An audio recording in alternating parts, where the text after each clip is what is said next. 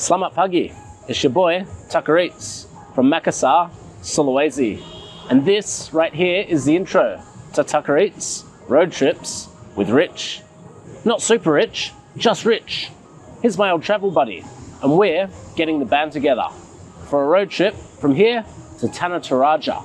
So expect ancient cave paintings, caste villages accessible only by river, and cultural groups with fascinating practices.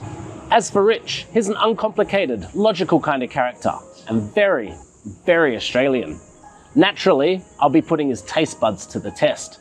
So let's see how he fares with durian and chili and anything else we find on the road. He's flying in soon, so you're about to meet him right on the other side of this little Makassar montage.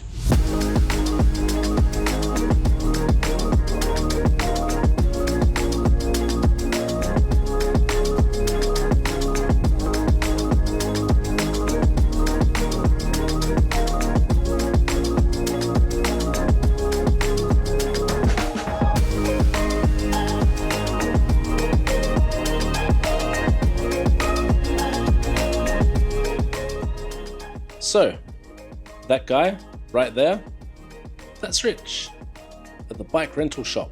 Richard, have you hired a very large motorbike? No. No. It's a little one. We wanted this one, but he's not letting us have that. Yes. We get this one.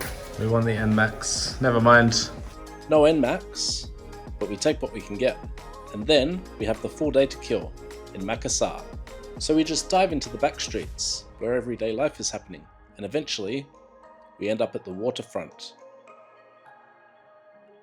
This spot right here, dead center of Indonesia. Geographically speaking, worth a photograph. But it's what's across the water that's got us staring. It's the 99 domed mosque, Masjid 99 Asma Husna. Each dome represents one of the 99 names of Allah. It's quite an architectural marvel. Playful, beautiful, and otherworldly. And we're needed for a photograph. Okay, culture box ticked. Now, let's make Rich eat some durian. Montong durian, the gentle, easy kind. Should be a soft introduction then. Okay, Pak. So, 2.5 kilos. 2,5 kilos. Let me have a look. So 2.5 kilos, 212.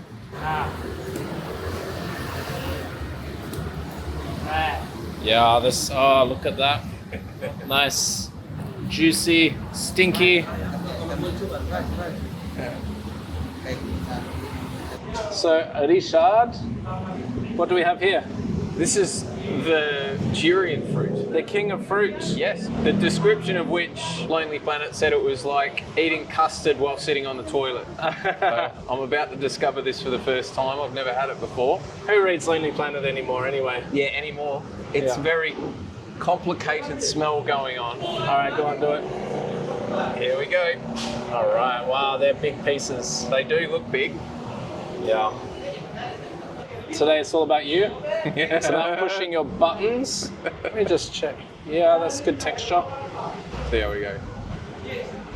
That is really delicious. What? I really like that. Wow, It's like it's consistency of custard. Yeah. In the way it breaks away. It's beautiful. There you go. But it's sort of the disgusting part that kind of makes it nice at the same time. Yeah, exactly.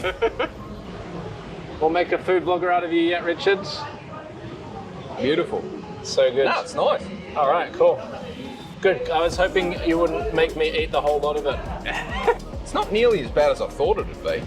Yeah. Like, as in the smell. Yeah, I mean, Does it get worse when it gets older or something? well, there's different types of durian, and you know, like a lot of them have different smells. I was trying to persuade my family that durian was a good idea, and so I bought them these durian sweets. They were durian mochi, delicious durian mochi. Cost me a lot of money, and I brought it around for Christmas. One for everybody, and then they ate it, and they're like, oh, it tastes like onion, it stinks. They hated it. Yeah, that's why I'm never in Perth for Christmas. I suppose, yeah, thinking about it, onion. There is an onion vibe. And yeah, like a custard vibe, right? Yeah. It's like really conflicting, like a custard with onions in it. Custard with onions in it. Sounds delicious. Get rid of these. They do a lot of fusions now. You know what? I could have just saved money and made some custard and put some onion in it. Well, So good. that being said, I don't know if I'm going to go for seconds on this one. You can have that. This is a big slice of durian. Yeah, you usually go for small ones. Well, I'm normally by myself, so You have to eat a whole one. yeah.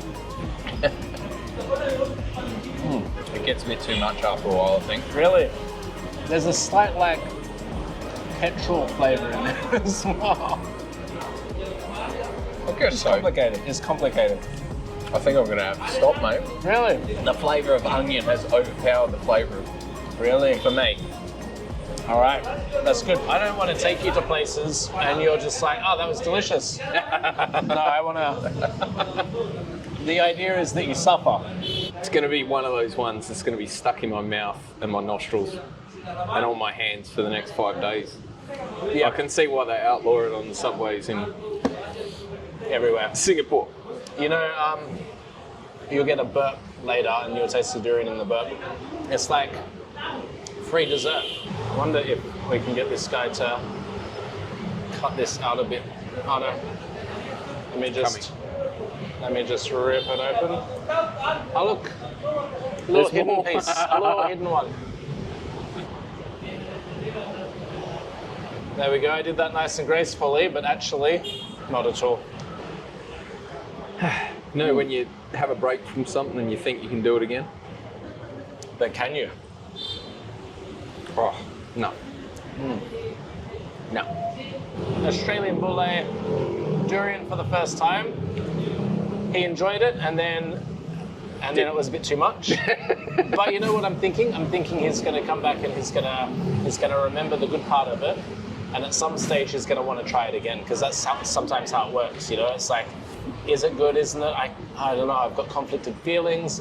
Then you come back and it's a little bit better, and yeah. But what do you think? Good bule?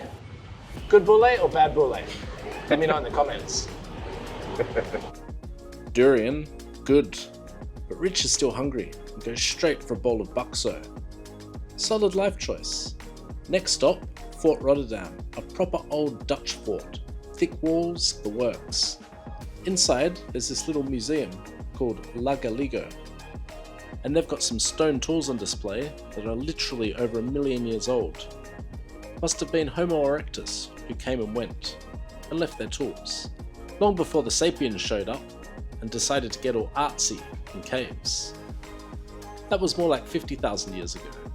But more on that next episode. So I promise, as of tomorrow, it'll be mainly local food. But while we're in town, I want to hit up this place, meegoreng. It's supposed to be good and spicy, and I want to see if this white guy has what it takes to be Tucker Eats alumni. So there's two types of noodles. Some of them we got level 4 spicy, and the other we got level 8. And we don't really know what's what, so we'll let Rich figure it out. Okay. Let's go.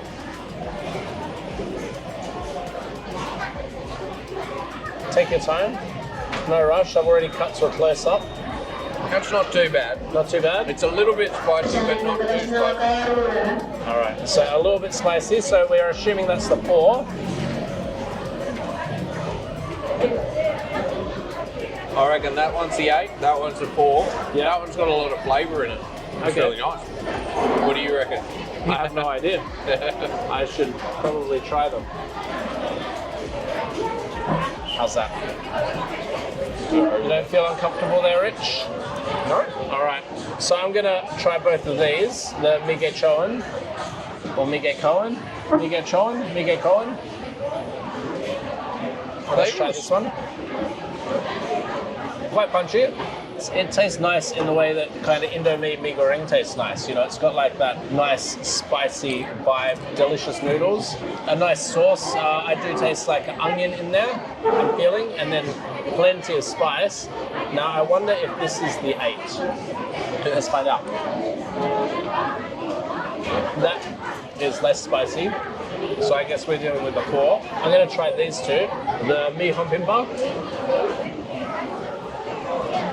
Oh yeah, that's nice. It's spicy, but it's very simple. It actually reminds me of a nice and simple pasta dish.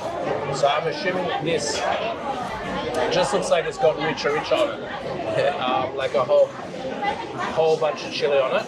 The hompimpa, mi hompimpa, so I'm assuming this is the 8.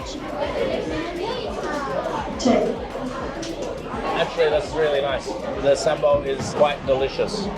I'm not sure if it's as good as this one. Let me try again.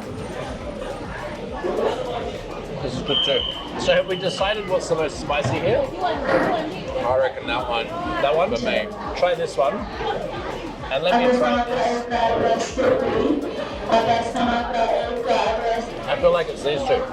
They're the most spicy. Yeah. Oh, that's quite spicy. Hold on. My mouth is lying to me. Because it's already maxed out, I can't even tell anymore. So we can't even seem to agree on what is the most spicy. I reckon that was that.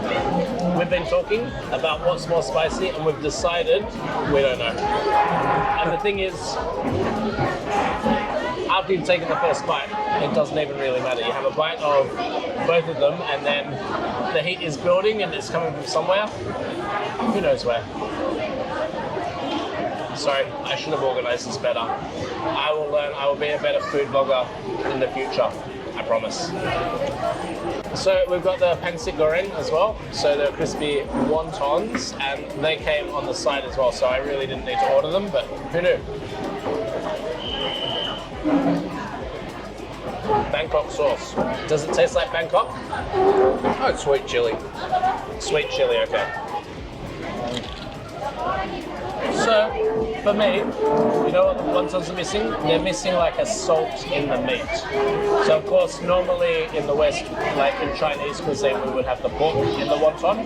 And this, of course, is halal, so no pork. And so I think it's chicken, but there's not a lot of flavor in there. So, you know, it looks and acts like a wonton, it's nice and crispy, but it's lacking something in the meat. I reckon a little bit more salt in that. Now, what have we here? So this is udang keju. So let's find out. It's pretty yum. Is it like a prawn cake with cheese inside? It's like a shrimp paste and then stuffed with cheese. It is delicious, like fast food delicious.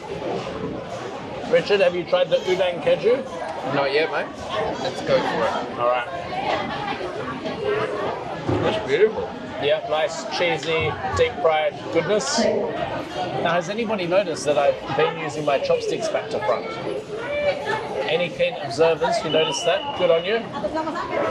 So look, I feel like these noodles are delicious. They're like fast food to me, which is fine. You know, they are what they are. It's very cheap and it's very filling and plenty of flavour.